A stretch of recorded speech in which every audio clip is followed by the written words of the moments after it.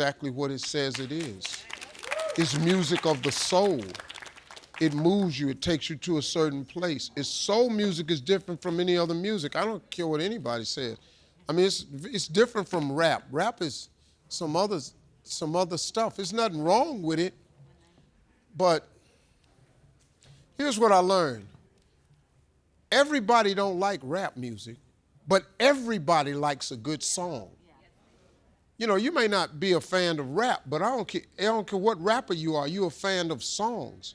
Everybody likes a good song, you know. It's just soul music, man. It just makes you feel good.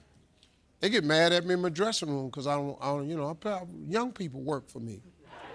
I need instruments, man. I need to hear somebody playing the keyboard. I want to hear the bass line. I want to hear I love music, man. We were having a big conversation the other day about your Mount Rushmore of hip-hop artists. And I'm not really a hip-hop fan, so I'm not the guy for it.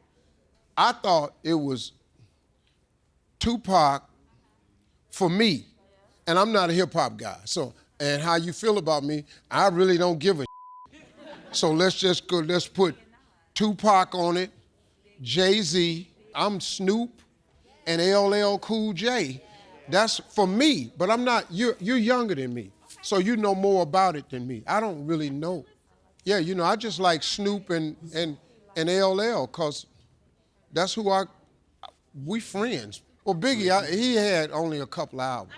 I don't know, I'm not really a hip-hop guy, so your Mount Rushmore is probably great. You know, I'm not that dude. I'm Earth, Wind, and Fire. But see, I'm from an era where black or white, your ass had to be a songwriter. You know, Kenny Loggins was cold. Michael McDonald was cold. Steely Dan was cold. Chicago was cold. The Bee Gees was cold.